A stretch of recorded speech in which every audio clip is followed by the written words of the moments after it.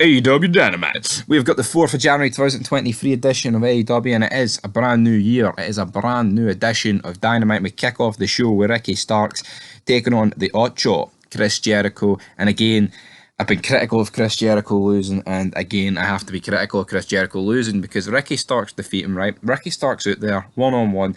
The Jericho Appreciation Society are all out there. Jericho's corner. Now, I know the distraction here is Ricky Starks able to use his baseball bat, right, and hit Jericho. But at the same time, it's like, I don't really give a fuck about that. Ricky Starks should not be beating Jericho. I actually don't mind Ricky Starks. What he caught on MJF a few weeks ago was alright.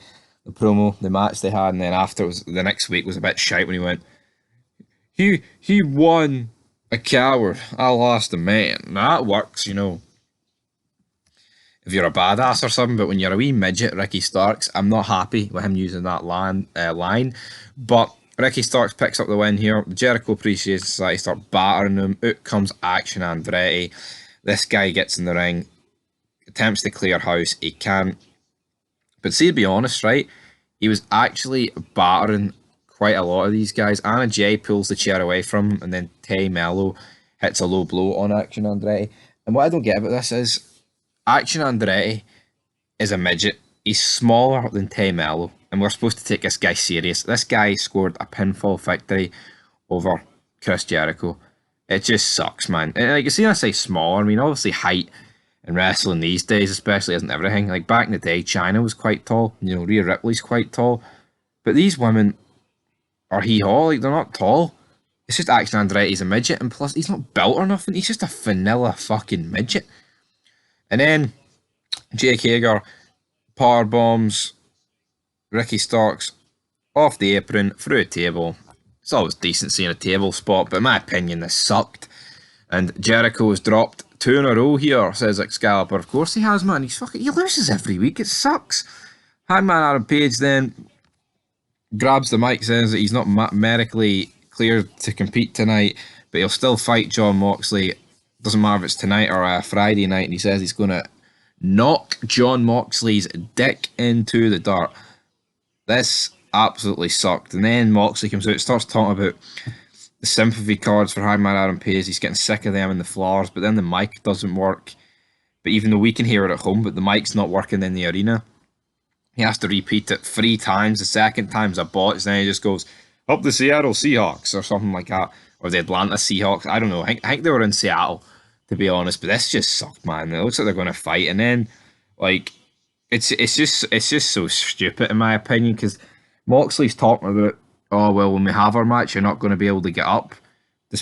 But despite the fact when they had their match and they threw up the X because of a little concussion, you know, Moxley didn't touch him. It's like, it just contradicts all that stuff. I just find that funny. At least, like, you know, when Austin broke his fucking neck, he continued the match, rolled up Owen Hart, and they were able to make an actual legit storyline out of it. Not this garbage. No one cares about these two. Jon Moxley's theme song sucks. He's an absolute junkie, alcoholic bastard. I don't like him. His wife sucks.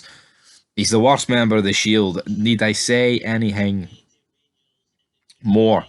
No, I don't need to say any more. But then we have the AEW World Tag Team Championships on the line. We've got the Acclaimed taking on Jay Lethal and everybody's favourite, Jeff Jarrett. This match was alright. Of course, you'd rather Ric Flair be against these two or something like... well, you know, it was Jay Lethal against Ric Flair and co. But you understand where I'm coming from. But yeah, and Lethal and Jarrett actually win.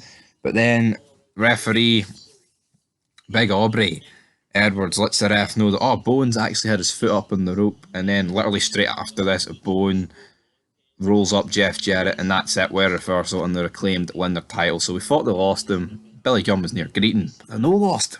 They're winning. They're safe.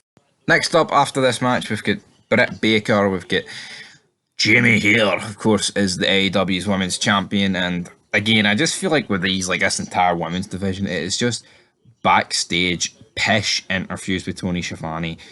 And then when they're in the ring, oh, I'm a dentist. Look at me. I'm married to Adam Cole. Nobody gives a fuck. Like, Paige absolutely sucks, but she is by far the best, woman in this division. Don't give a fuck about wrestling ability. In terms of star power. And she hasn't been relevant for a decade. So if someone who hasn't been relevant for a decade in wrestling is your most, you know, best star, your most fucking star-studded star. That's what we're going to go for. That's when you know you have a problem, man. These people suck. Honestly, I think it's quite embarrassing the state of AEW's women's division. But the marks will be like, Tony Khan gives everybody a chance.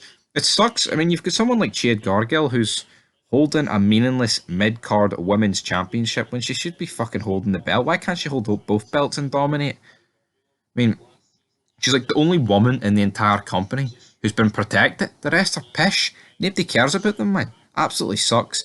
Yeah, but Paige, or whatever you want to call her, Saraya, has no picked her tag team partner next. Meanwhile, Jungle Boy is backstage. He challenges Lee Moriarty and Big Bill to a match next week against him and FTW champion Hook, that boring bastard, the big hooky boy. And then we have a match up next. Bryan Danielson versus the premier athlete Tony Nese. Change Nese to Noose, and you have my opinion on this match. I mean, you've got smart Mark Sterling and Josh Woods with this guy. How is Bryan Danielson, right? Daniel Bryan is extremely lucky that WWE, for some reason, gave this guy the green light to main event at WrestleMania. I've no idea why they've done it. I still have no idea. I'll never have any idea why they've done it. The guy's a vanilla midget. Looks like a bum. Looks like a fucking hillbilly. Looks like he works in Blockbuster. Doesn't have an ounce of muscle on his body. He's ugly. He's just not marketable. He's a fucking bum. He's a vegan.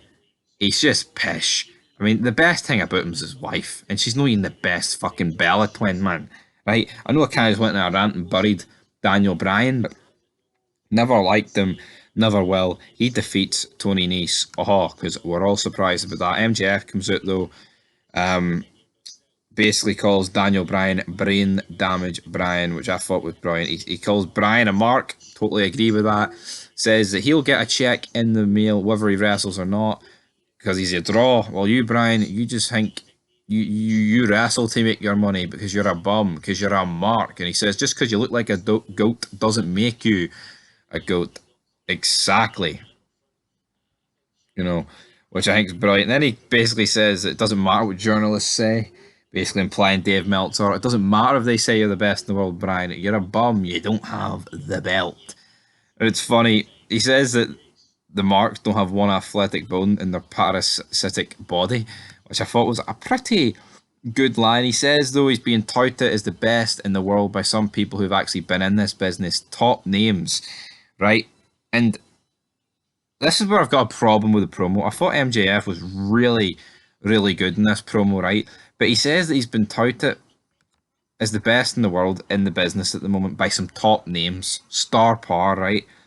And he mentions Disco Inferno next. Well, first, I mean, like, you can't mention him first. I mean, I wouldn't even mention him. I like Disco Inferno, right? He actually knows what he's on about in the business, but at the same time, you can't say one of the top names in the business and then go on and name Disco Inferno. To me, that just undermined the entire promo, right? After him, he mentions Eric Bischoff, which, of course, no problem with Eric Bischoff. Fucking mastermind in the wrestling business. No problem with that. Then he says, the smartest man of them all and my number one fan, Jim Cornette. Again, I don't mind Jim Cornette. You can say Bischoff and Jim Cornette, but Disco Inferno, no, I have a problem with that. But these two just constant back and forth after this. Bryan says that he basically, why don't you just shut up? It's time for us to fight. Again, can't cut a promo, Daniel Bryan. He fucking sucks. Then MJF says that you're boring as fuck. You're basically what happens if Lance Storm and Dean Malenko had a child, and you'd still be more boring than that. And I thought that was brilliant for MJF. I really appreciate that. Because, I mean, that's something we'd say on this channel.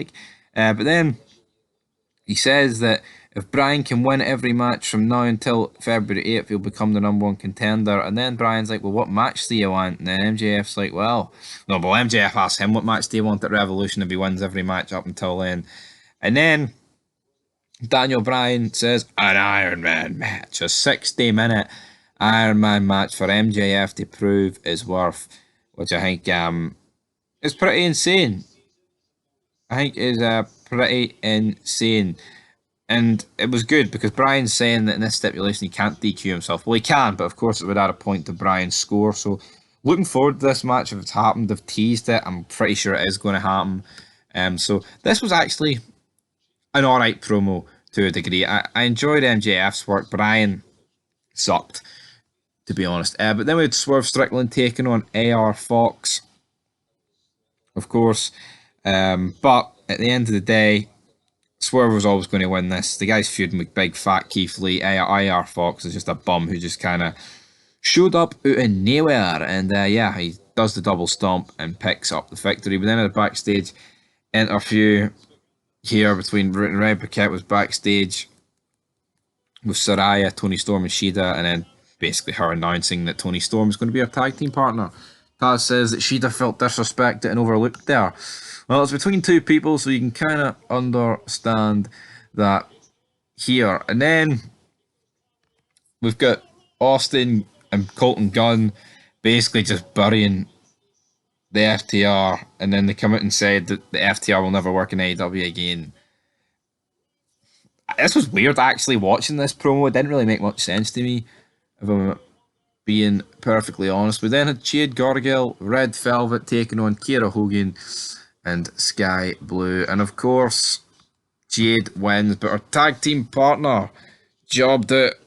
Absolutely jobbed it, Jade Gargill. So it looks like this wee faction is in some troubled waters at this stage of the game. And finally, guys, we get to our main event. We have Samoa Joe versus Darby Allin. It is so weird seeing a fat guy, such a fat, out of shape guy, take on the skinniest man in the world who's wearing booty shorts. Why? I mean, come on. This sums up wrestling. The fattest man in the world taking on a guy wearing leggings and booty shorts, and people wonder why this isn't mainstream TV, man.